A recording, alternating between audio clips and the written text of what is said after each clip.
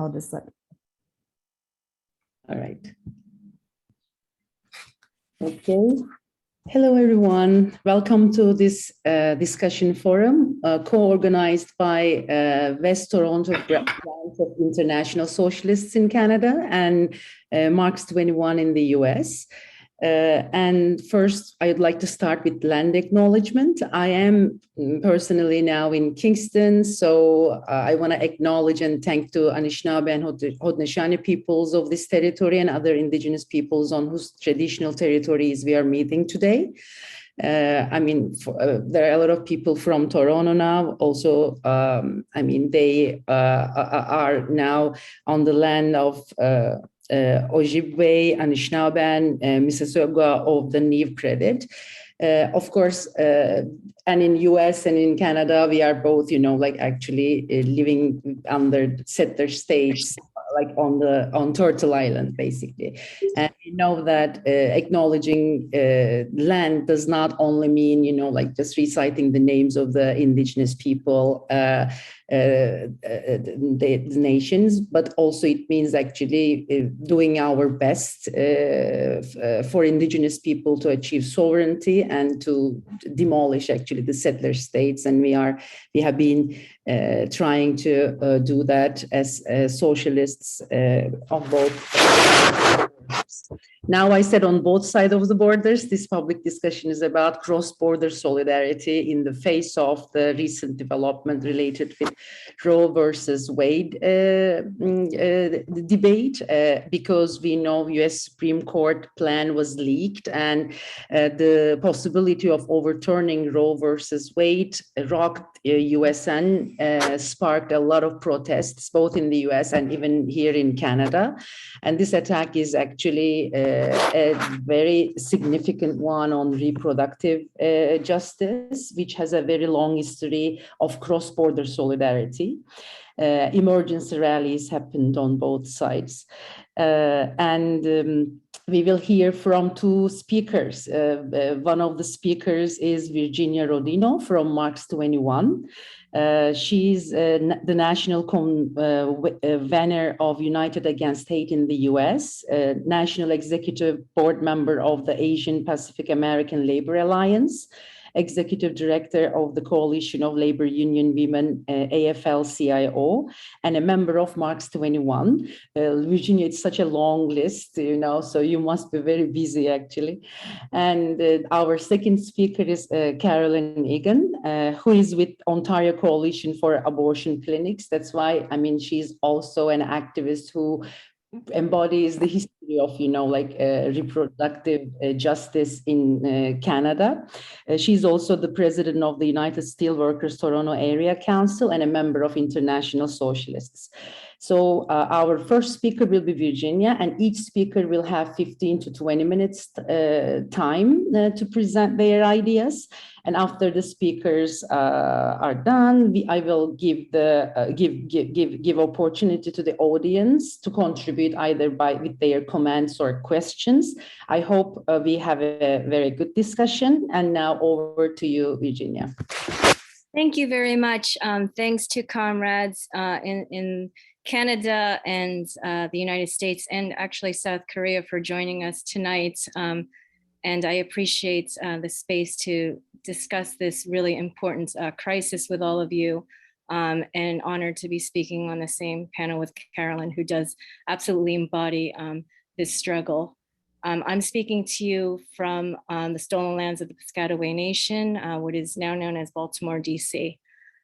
In December, as we all know, the Supreme Court of the United States heard arguments on a Mississippi law that is a direct challenge to Roe versus Wade, and it set the stage for what could be the most consequential abortion rights ruling in decades.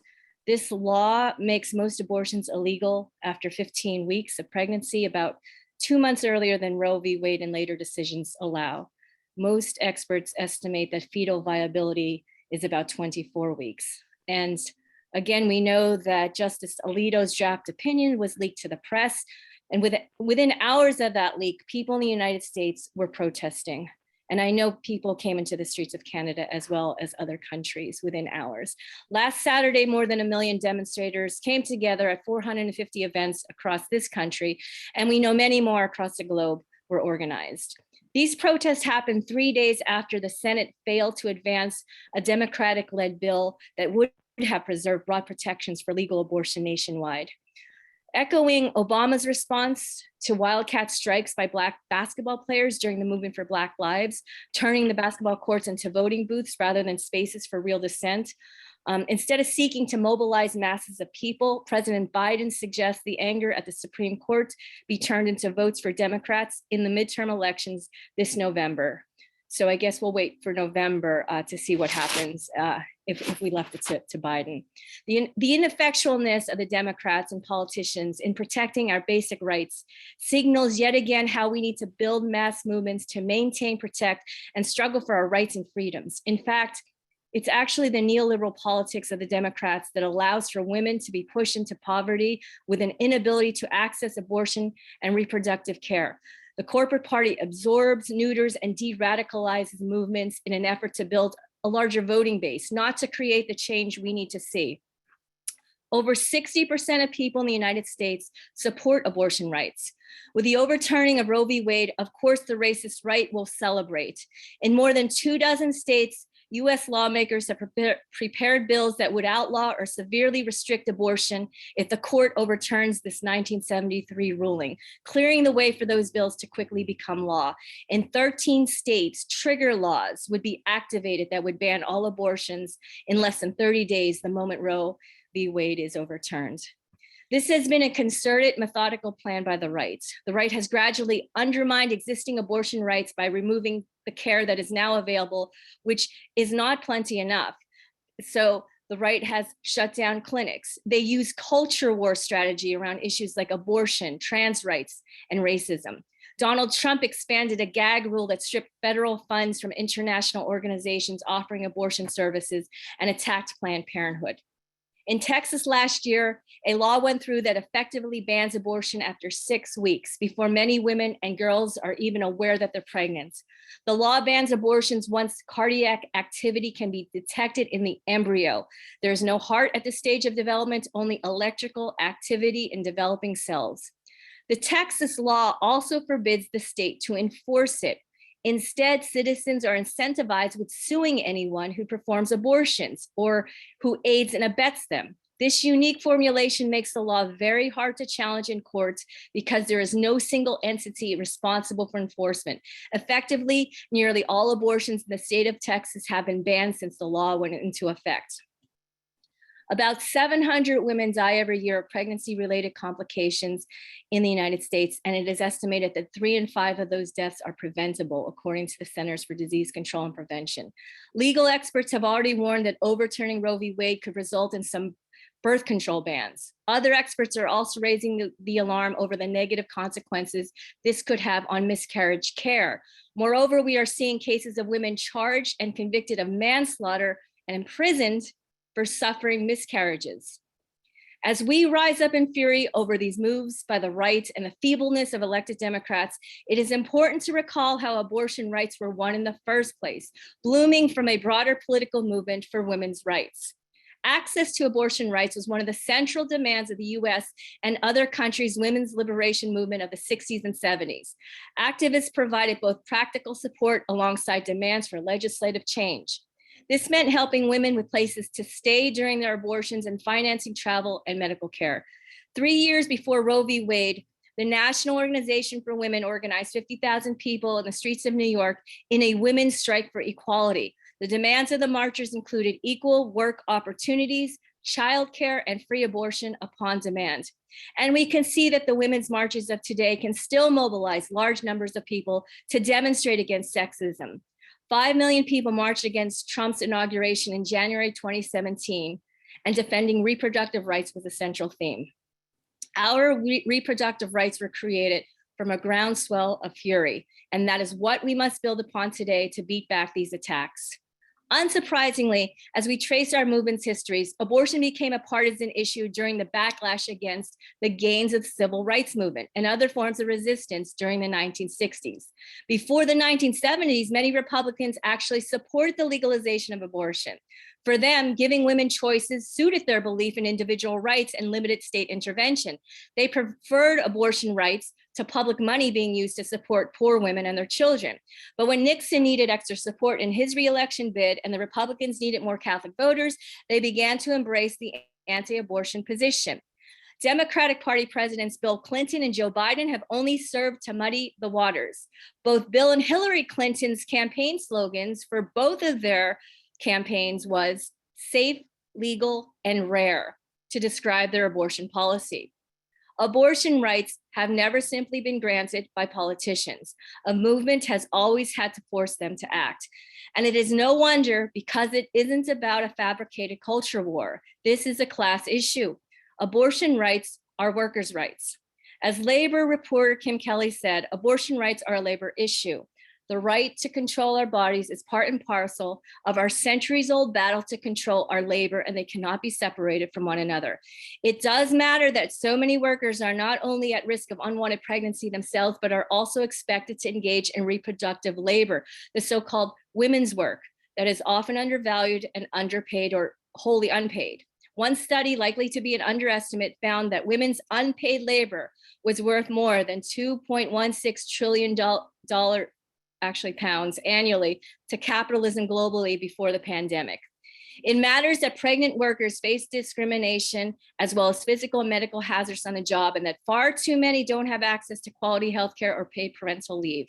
It matters that workers who do not want to have a baby or cannot do so safely are about to have that choice taken away from them, and that forced birth is the only option on offer from the most powerful courts in the United States. For those who can't afford to travel to other states or overseas to get the care that they need, the poor and the working class, this assault on abortion rights is a disaster, one that can only lead to desperation and death, which many have already been living through. And now that has widened. Abortions won't stop.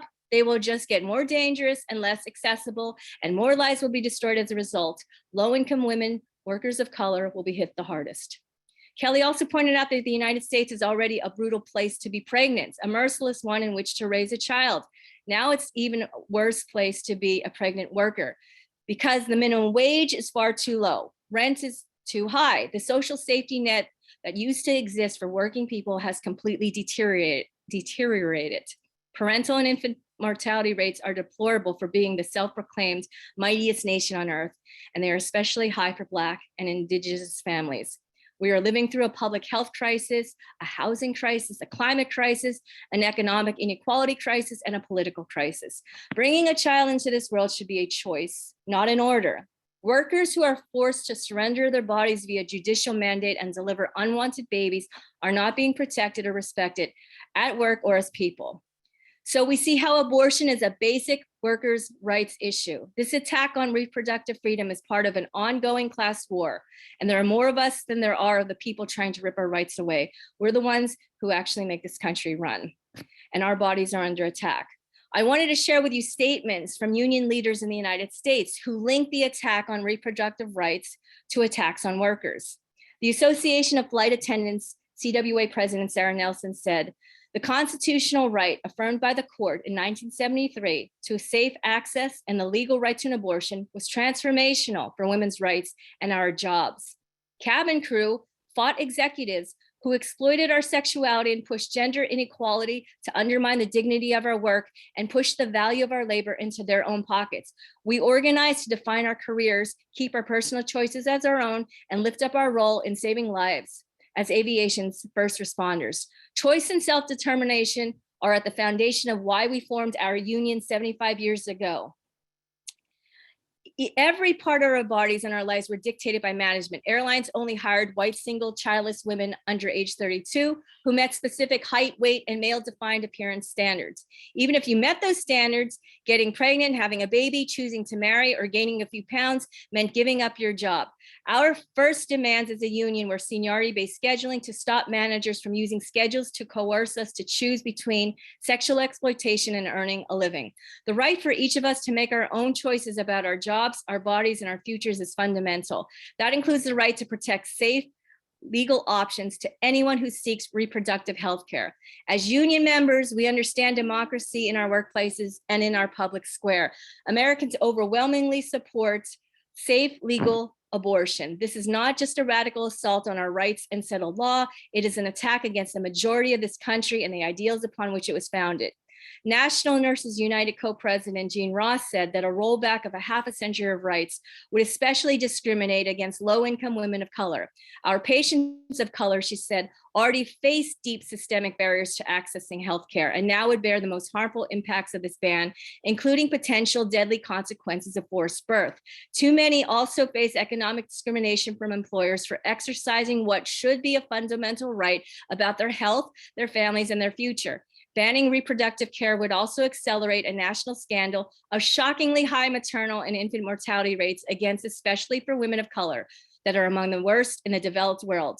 Ross noted that this pending decision should be viewed as part of the broader far-right assault on gender-affirming health rights in this country, including the laws targeting trans youth and their families, attacks on LGBTQ individuals, and homophobic bans on the word gay in education. AFL-CIO President Liz Schuler wrote that access to healthcare without fear and intimidation is every person's right. We must be able to control our own bodies, which has a direct impact on economic justice and the ability of working people to make a better life for themselves and their families. SEIU President Mary Kay Henry said, ultimately, protecting Roe is about protecting women's fundamental rights and control our bodies and our destinies. Working people across our union, janitors, security officers, warehouse workers, food service workers, airport workers, public service workers, healthcare workers know that the rights of women, immigrants, people of color, the poor, and LGBTQ plus people are all connected. So this fight is about workers' rights, including our right to make decisions about our health, body, and sexual life. And the way to win the fight is to join together to resist and wrest control of our lives out of the hands of corporations, right-wing judges, and politicians. We can only do this as a mass movement, and building it is a task before us. And I really look forward to our discussion on this topic. Thank you. Thank you so much, Virginia. It was a very lively, rich talk. Yeah, thanks a lot. And now it's over to you, Carolyn, and then we will. Thank you very much, Canan. And before I start, I want to recognize my old comrade in arms, Judy Rebick, who has joined the meeting tonight. Judy and I were a number of the people who founded the Ontario Coalition for Abortion Clinics all those many years in 82, 83. Hi, Judy, and helped really start the campaign that in the end overturned the federal abortion law. And we felt at that time there was a need for a different kind of movement, did we not, Judy? And I'm sure you'll speak in the discussion. And, you know, when I was thinking about it, thinking about this talk and just this whole last week and a half that's been going on, some of the slogans we used to say, campaign life, your name's a lie, you don't care if people die. And they don't. They really, really don't. Racist, sexist, anti-gay, born-again bigots go away. Who is behind this? And those slogans we used in the 1980s, and it was a part of the campaign that we began here. And I'll talk a little bit more detail a bit later. But obviously, anything that happens in the United States affects what goes on in Canada. We've got a very, very, very long border. And even though our systems are different and we have had a different history of struggle in terms of reproductive rights, full access to free abortion on demand, however you frame it, but nonetheless, anything that happens in the United States is going to have an impact here. And a victory like the anti-choice may soon be having if Roe v. Wade is actually overturned will give tremendous confidence to the anti-choice in this country, those who oppose everything that we stand for. And I think it's important also to put this in the broader context of the rise of the far right in so many places around the world. And that's not to say they're getting their way everywhere, because actually, if you look into it, over 30 countries have had some betterment, some broadening of access over the last number of years. You can look at Ireland, my own background on being Irish Catholic, amazing, the referendum that won the right to abortion in that predominantly Catholic country, the Green Wave in Argentina, what we've seen recently in Mexico, so many, many countries. But I think when we look back to Roe v. Wade and the impact of the organizing of right-wing forces and what they have been doing over the last 50 years since Roe v. Wade has to be taken extremely seriously. In 1973, it was a very different country, the United States at that time. Demographics were different, and it was mostly Roman Catholics who were opposed to abortion.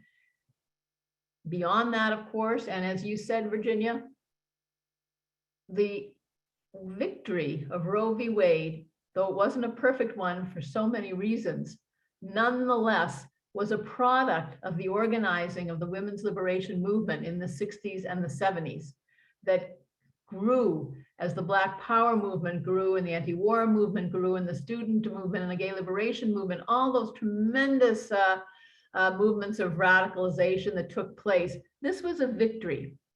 And when that victory happened, those who opposed everything that we stand for, the fight against oppression, the fight against exploitation, the fight against war that so many of us were involved in way back then as young, very, very young people, a group of primarily evangelicals determined that they were going to make a change. And they were upset primarily because of the whole question of integration, racial integration, fighting against segregation, the horrible legacy of racism within that country. And because integration was being forced by the courts in many places, in the South, in the North, they were pulling their kids out and bringing them to private schools. And then the federal government chose to take the tax exempt status away. And this whole question of the far reach, the overreach of government overreach, which we've heard so much. Let me try again. The sense of a government overreach, which we heard in the truck convoy, if people are familiar, that happened in Ottawa.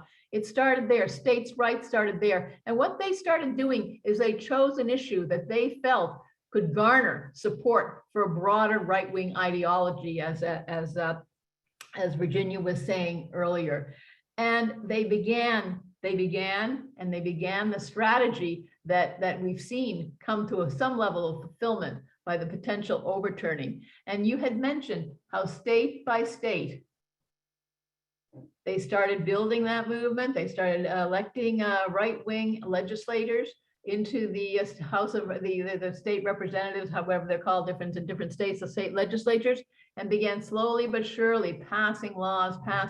They started appointing anti-choice justices across the country, first in the South, but it went way beyond the South. And we know states like Michigan, Ohio, and others have had that same problem. And we saw in 77, my memory serves me right, the Hyde Amendment, which interestingly Biden actually supported then, which took away Medicaid funding. And that was the funding that was available for low-income people to pay for healthcare. They took away the funding for abortions. So, and it became a state decision whether you could have it or you could not have it. Certain states, New York, Massachusetts, other allowed it, many others different. Texas won. And Rosie Jimenez, a young woman of Hispanic background, she was the first to die. And you know, when you think back, Campaign Life, which is the organization in this country, you don't care if women die, if people die, and they really, really don't. And this is what we're going to be seeing if this is able to be continued without fighting back. And, you know, Virginia, you spoke about the U.S. women's movement, and I'm talking about the traditional groups like the National Abortion Rights Action League or the National Organization of Women. And I looked on their websites, both of them, yesterday. And of course, they're decrying what's happened. They're talking about it and it has to be fought. But they're asking you to do what they're saying is donate to us so we can elect Democrats in the midterm elections. Well, that's an option for people perhaps, but heavens, the whole question of how you build a movement for change seems to be lost. And I urge you to go onto those websites. And I think, and I'm going to speak into it a little bit, the differences between the movements in this country and in the United States. And people like Judy, myself, and many others developed a different approach. And through all of that, of course, we built cross-border solidarity. We did. Buses went down to big demonstrations when they were held in the United States. And we had an incredible response from medical professionals and women's organizations across the border when prior to '88, when our Supreme Court decision took place and knocked down the federal abortion law here, thousands of women from Canada were going to the United States, and it was primarily women. Perhaps they were trans and non-binary, but people didn't call themselves such in those days. And whether it be British Columbia going to the state of Washington, or here in the Toronto area going to Buffalo, New York, in the Atlantic provinces going to New England, there was an incredible welcoming by organizations in the United States and medical professionals in the United States, providing the abortion that people could not get in this country. And that was extraordinary cross-border solidarity. And many, many women would have been in a situation where they were not able to do what they felt was their right to do. And of course, when I look at what's going on in the United States, and I'm upset by the fact that NARAL and NOW are not taking what we chose to take, which was build a strong movement that would bring people into the streets so they felt that they could be a part of this movement for change. And when a victory was won, as it was in this country, it was their victory that they were really, really willing to defend under any circumstances. And now I'm reading about the mutual aid and the need to help women and legal funds and all that to get women out of the state of Texas, get women out of the states that are making it so difficult, and that has to be ramped up. And yes, of course it did. That was part of what we did. We helped people go to the United States, but it wasn't the only thing that we did. We also felt we had to build a movement. The Democratic Party is essentially the same as the Liberal Party in this country, Canada. And we would never have hung our hats on the Liberal Party to provide what was needed to win reproductive rights, to leave it to that party or any politician. That's why we went beyond lobbying. That's why we chose a different strategy. And with all the connections that we had with the American movement, we broke from the strategy. And I'm not saying everyone had that strategy. The Black Women's Project back in those days, Sister Song today, there were many grassroots organizations that fought very, very, very hard on campuses, in workplaces, et cetera. But the main organizing, the main traditional women's organization did not take that up. And so when we started building here, we decided to try, yes, build a mass movement. And where did we go? First off, we did go to the trade unions. We went to the Ontario Federation of Labor Convention. We went to groups like Women Working with Immigrant Women, made up of racialized women from racialized organizations in the city of Toronto, where we were, and we established a clinic with a doctor, Henry Morgenthaler. We established that clinic knowing that it would be raided, knowing that the physicians in there probably would be arrested. Indeed, it was raided, the equipment taken, and the doctors arrested. And it became a symbol of resistance against an unjust law, because that law was racist and class biased in its application. There was no equity, none at all, in a country that purports to have universal access to free abortion. And this is hugely important. And when we started this movement, we were committed to that kind of approach, to build, and going to the union halls, going to the campuses, going to faith communities, to build it broader and broader. And it spread across the country. We started in here in Toronto, but it spread across the country. And it was hugely, hugely important that that was the case. And we also, through our organizing and listening to groups here, like the Immigrant Women's Health Center and others, we broadened the whole concept of choice. The legal right to have an abortion, absolutely, absolutely. But it has to be more than safe and legal. Choice has to be broadened. So there's a whole range of issues. The right to childcare, birth control in our own languages and our own communities, the end to coerced sterilization as it affected particularly Indigenous women, but also women with disabilities and some Black women. We took on questions of racial and sexual harassment. And of course, full access to free abortion was a big, big part of it, because that was what we were fighting. We were fighting a federal law. And I think the fact that we took this different approach, which allowed people to see the whole question of abortion through an anti-racist lens, through a class perspective, made a huge difference. And it's what allowed groups like the Black Action Defense Committee or the AIDS Action Now, a very significant organization in the LGBTQ community here, and the National Council of National Jewish Women, the National Organization of Immigrant and Visible Minority Women, all the Black Women's Coalition, all kinds of organizations responded in a way that they saw this was an issue that affected them, their communities, and it allowed us to build. Was it perfect? Absolutely not. But it was a way forward that was hugely, hugely important. And when that law got overturned in 1988, and it was based on legal decision, based on the Charter of Rights and Freedoms here, security of the person, I won't go into the details. It was a huge victory. It was a huge victory that set back the forces of the right. We were up against governments at every level, set back the anti-choice, really well funded. We funded ourselves through garage sales. And at the height, we'd have had one staff person.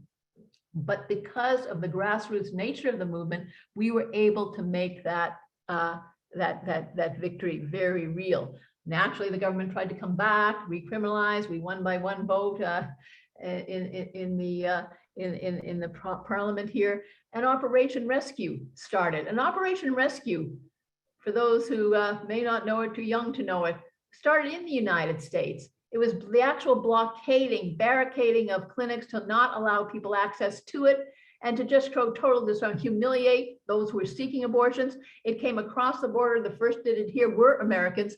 But when we started fighting Operation Rescue, we fought it here, but we also went across the border and fought it in Buffalo. And we had real links with those organizations. And when they saw that the Morgentaler Clinic, which was a site of the struggle here in Toronto, was firebombed, destroyed, luckily no one was hurt, those same people came up. And when we had the big rally in front of the clinic and said, we will not accept this, we will rebuild, we will fight, we will continue the fight, those Americans came up and stood with us in solidarity. And I think there's a long history of that. And I think today we're in a circumstance where, everyone was horrified. It was a big question for, Virginia and others who may be here from the United States.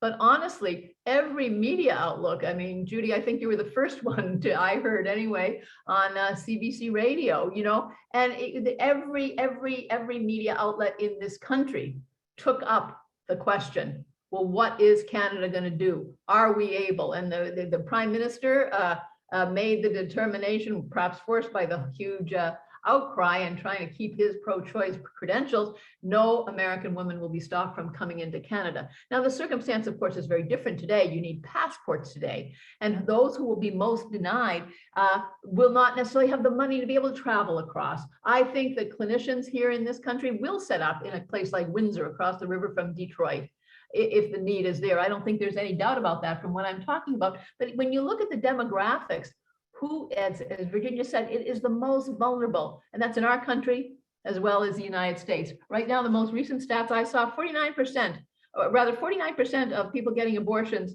are racialized in the United States, 47% are white, 44% are classified as poor, 26% low income, and I don't know exactly what the distinction is there, 25% of middle or higher income.